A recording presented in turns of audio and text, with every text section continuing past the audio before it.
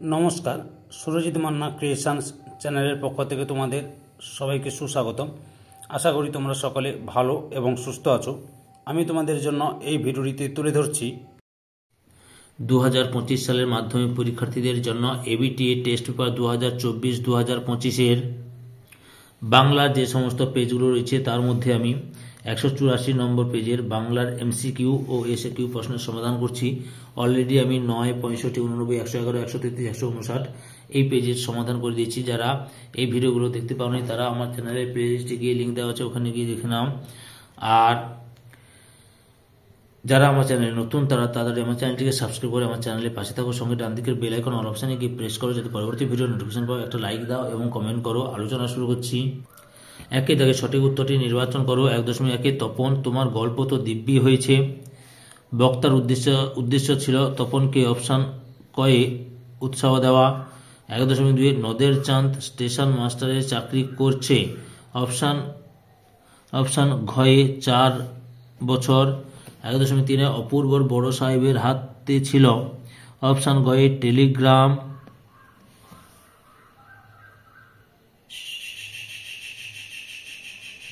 এই যে আগের প্রশ্ন একটু ভুল বলা হয়েছে, এটা 4 বছর হবে না, 2 বছর হবে, সম্ভবত 2 বছর। আচ্ছা, 2 দাগে 1.2 দাগে প্রশ্নটা আবার বলছি। নদের চাঁদ স্টেশন মাস্টারের চাকরি করেছে 4 বছর।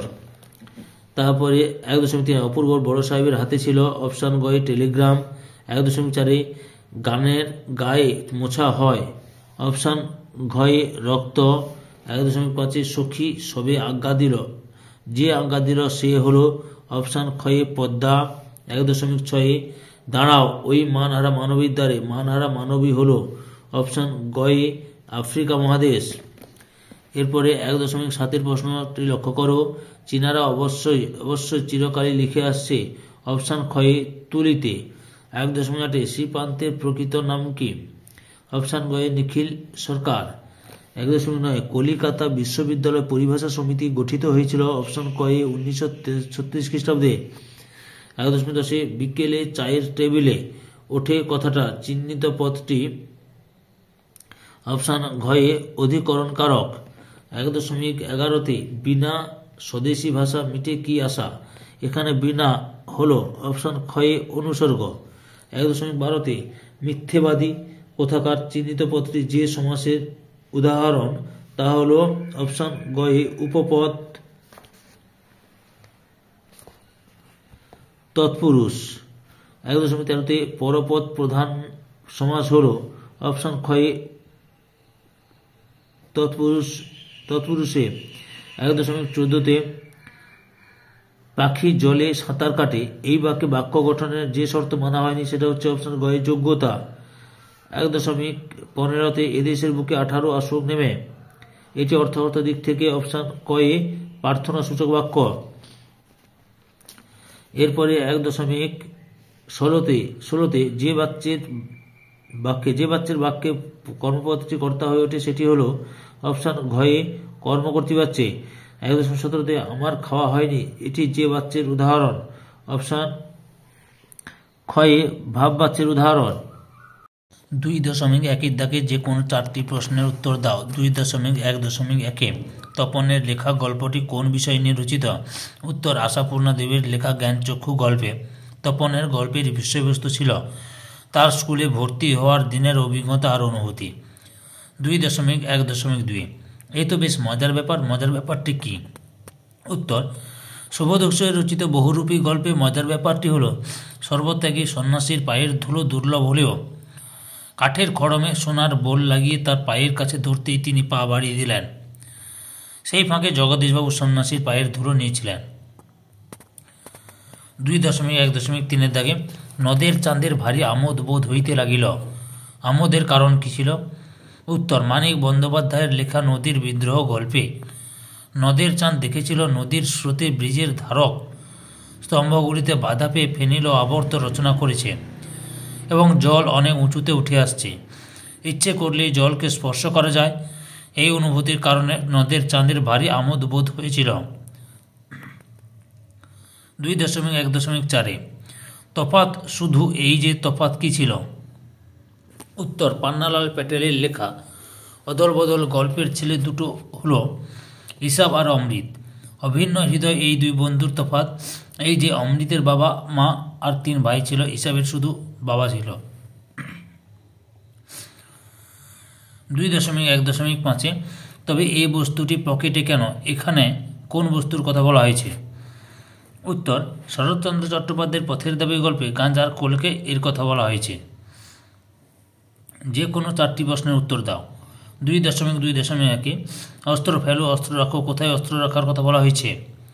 উত্তর, জয় গোস্বামী রচিত অস্ত্রের বিরুদ্ধে গান কবিতায় গানের 2টি পায়ে অস্ত্র রাখার কথা বলা হয়েছে। 2.2 প্রলয় উল্লাস কবিতাটি কোন কাব্যগ্রন্থের অন্তর্গত? উত্তর, কাজী নজরুল ইসলামের রচিত প্রলয় উল্লাস কবিতাটি অগ্নিবীণা কাব্যগ্রন্থের অন্তর্গত। 2.2.3 আমাদের পথ নেই কোনো, একথা বলার কারণ কি? উত্তর, শঙ্খ ঘোষের লেখা আয় আরও বেঁধে বেঁধে থাকে কবিতায় পদ এখানে উপায়, সাম্রাজ্যবাদীর আগ্রাসনে যুদ্ধবাদীদের হামলায় গৃহহীন সর্বহারা মানুষ মৃত্যুর কিনারে দাঁড়িয়ে আছে, তাই তাদের পথ নেই। 2.2.4 অসুখে একজন কবিতাটি কে বাংলা ভাষায় তর্জমা করেছেন? উত্তর, পাবলো নেরুদার রচিত অসুখে একজন কবিতাটি বাংলা ভাষায় রচনা করেছেন নবারুণ ভট্টাচার্য। 2.2.5 যাও তুমি তরা করি কাকে কোথায় যাওয়ার আদেশ করেছেন?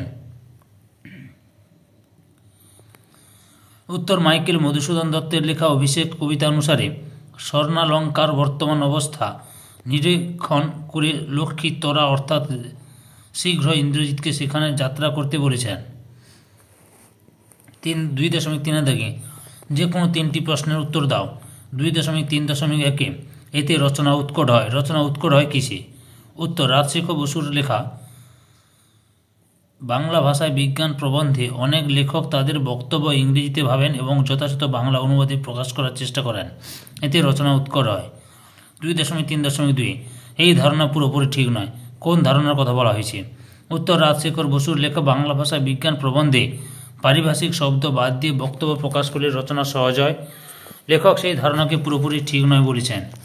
2.3.3 সেই আঘাতেরই পরিণতি নাকি তার মৃত্যু, কার মৃত্যুর কথা বলা হয়েছে? উত্তর, শ্রীপান্তের লেখা হারিয়ে যাওয়া কালিকলম প্রবন্ধে স্বনামধন্য লেখক ত্রৈলোক্যনাথ মুখোপাধ্যায়ের মৃত্যুর কথা বলা হয়েছে। 2.3.4 কারো সঙ্গে কলম নেই কেন? উত্তর, শ্রীপান্তের লেখা হারিয়ে যাওয়া কালিকলম প্রবন্ধে উদ্ধৃত উক্তির বক্তা প্রাবন্ধিকের সহকর্মীরা সংবাদপত্রের অফিসে কাজ করলেও সকলেই কম্পিউটারে লেখালেখি করেন, ফলে তাদের কলমের দরকার হয় না বলে কারোর সঙ্গে কলম নেই। 2.4 যে কোনো 8টি প্রশ্নের উত্তর দাও। 2.4.1 শূন্য বিভক্তি কাকে বলে? উত্তর, যে বিভক্তি শব্দকে পদে পরিণত করে কিন্তু নিজে উজ্জ্ব থাকে তাকে শূন্য বিভক্তি বলে। 2.4.2 সম্বন্ধ পদকে কারক বলা হয় না কেন? উত্তর, কারকের ক্ষেত্রে বাক্যের ক্রিয়ার সঙ্গে অন্যান্য নামপদের সম্পর্ক থাকে, কিন্তু সম্বন্ধ পদের ক্ষেত্রে বাক্যের ক্রিয়ার সঙ্গে তার কোনো সম্পর্ক থাকে না, তাই সম্বন্ধ পদ কারক নয়। 2.4.3 এসো যুগান্তরের কবি, চিহ্নিত পদটির ব্যাস বাক্য সহ সমাস নির্ণয় করো। উত্তর, যুগান্তর সমান অন্য যুগ নিত্য সমাস। 2.4.4 নিত্য সমাস কাকে বলে? উত্তর, যে সমাসের সাধারণ নিয়মে ব্যাস বাক্য হয় না, অন্য কোনো পদের সাহায্য নিয়ে ব্যাস বাক্য নির্ণয় করতে হয় তাকে নিত্য সমাস বলে, যেমন অন্য গ্রাম গ্রামান্তর। 2.4.5 মধ্যপদলোপী বহুব্রীহি সমাসের একটি উদাহরণ দাও। উত্তর, বহু ভাত সমান বহু ভাত পরিবেশন করেন যে অনুষ্ঠানে। বহু ভাত পরিবেশন করেন যে অনুষ্ঠানে। 2.4.6 বৃষ্টির মধ্যে ছেলেরা মাঠে খেলছে, গঠনগত দিক থেকে এটি কোন শ্রেণীর বাক্য? উত্তর, সরল বাক্য। 2.4.7 বিশ্বকবি রবীন্দ্রনাথ ঠাকুর গীতাঞ্জলি কাব্য রচনা করেন, বাক্যটির উদ্দেশ্য ও বিধেয় অংশ চিহ্নিত করো। উদ্দেশ্য হলো বিশ্বকবি রবীন্দ্রনাথ ঠাকুর এবং বিধেয় হল গীতাঞ্জলি কাব্য রচনা করেন। 2.4.8 সন্ন্যাসী হাসলেন আর চলে গেলেন, সরল বাক্যে পরিবর্তন করো। উত্তর, সন্ন্যাসী হেসে চলে গেলেন। 2.4.9 সৈন্যদের দেশের সীমানা পাহারা দিতে হয়, কর্তৃবাচী পরিবর্তন করো। উত্তর, সৈন্যরা দেশের সীমানা পাহারা দেয়। 2.4.10 কর্তৃবাচ্য থেকে কর্মবাচ্য পরিবর্তনের একটি নিয়ম লেখো। উত্তর, কর্তৃবাচ্য থেকে কর্মবাচ্য পরিবর্তনের একটি পদ্ধতি হলো কর্মটি প্রাণীবাচক হলে দ্বারা দিয়া কর্তৃক যোগ করতে হবে এবং কর্তৃবাচ্যের কর্তা র বা এর বিভক্তি যুক্ত হয়।